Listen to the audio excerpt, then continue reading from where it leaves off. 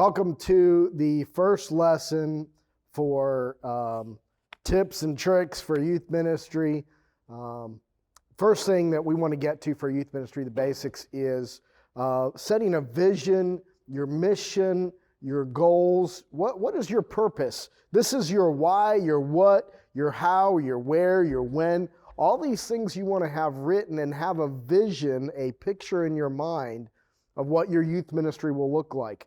Habakkuk 2:2 says this, that write the vision, make it plain on tablets so that everyone can know. What you want to do is kind of define yourself of this is who we are, this is what we're doing, and we're going to do this. This is, this is what we have now. Take a look at what you have now, the resources you have now. You can have the dream for the future, but what you're doing is taking where you're at and looking and setting the picture for what the future is going to be. Because you want to know what your purpose is and what you want to accomplish it and how you're going to do it. You want to set these things. Write a mission statement. This is who we are. This is more than just the name of a youth group or a t-shirt. This is what we eat, breathe, sleep, live, drink, whatever. That's what you want in youth ministry. You want to have that sort of thing. Another thing that you can do when you're setting this is find out what's already been done or in place in your church. If they had a previous youth group, what did they do? What worked for them? What didn't work for them? Find out those things before you start pushing in. A lot of people will start a youth ministry and just come in and be like, okay, we're going to change everything. Some things don't have to be changed. Some things that you can work really well, and you don't want to change those things. Because they did work really well. Another thing is make sure you make a contacts list. Make sure you have the names of all your students, their emails, their parents, their birthdays, what grade they're in. You can put their favorite color, but you want to have a contact list so that you guys can stay in contact, especially nowadays where everything is online. You want to have a place where you guys can meet online, all that stuff. So make a contacts list. Another thing is make a year calendar.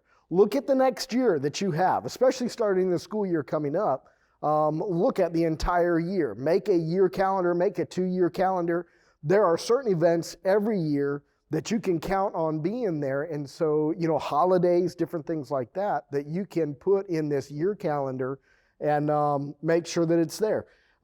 District events going up. So you have Rise Youth Conference. That's always going to be in November. You have the Youth Pastors Retreat in February. These things are going to happen unless there's COVID going on.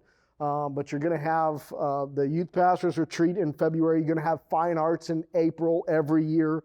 You're going to have camp or a missions trip every summer, probably something like that. You can begin to work these into your year calendar. Those are just the district events. For more of those, you can go to pfyouth.org and get their information on that, their calendars, different things that they're doing with that. Different things with schools. What you want to do is go to your local high school and find out what their schedule is for the year, because you don't want to schedule an event that competes with something they're doing. So sometimes you can piggyback on different things. So you want to, in your year calendar, do that. Make a list of the school events, the holidays. One of the things we always love to do is a back-to-school rally. See You at the Pole is going to be every September. There's always going to be spring break, a fall break.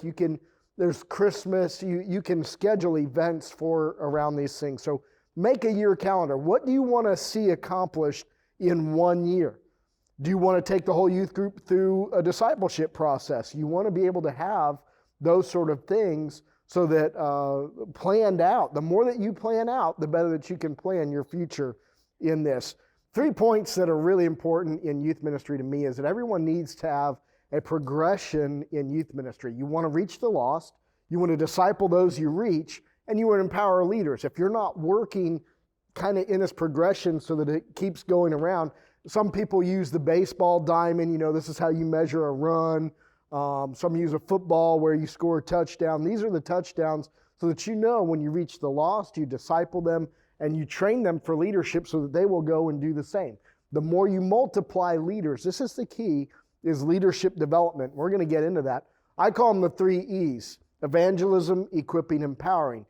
And a lot of people, they just start with evangelism. Oh, I need to do evangelism. I think you should start with equipping. You should start with the discipleship part. Jesus started with disciples. He didn't start with a public ministry first. So start with discipleship first.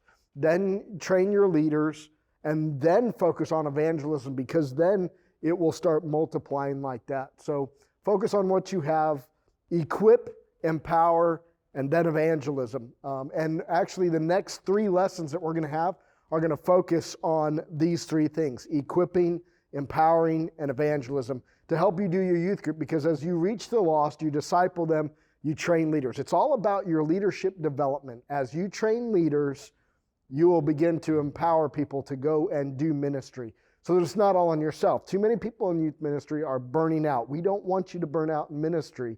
We want you to be able to plan for leadership, delegate what you can so that you don't burn out. But have a plan so that at the end of the year, you can say, these are the people that were reached. These were the people that were discipled. These were the people in leadership that we empowered. And we'll get into every aspect of that. So I want you to take a minute and dream. Write this down. You want to write what is your vision, your purpose statement, your mission statement. This is who we are. And you want to write, this is how we're going to reach the lost. This is how we're going to disciple. And this is how we're going to train up and empower leaders. Because again, if you don't train up and empower leaders, everything else you do will be forgotten as soon as you go. And that's the whole point of leaving a legacy, is to empower others to continue and to multiply what you're doing. So make sure if you like this video, click on the link below. We want you to be a part of this. Let this stir up some questions for you. If you have a question about this, we want to hear about that and be in contact with you to help coach you in this process as you need it. God bless.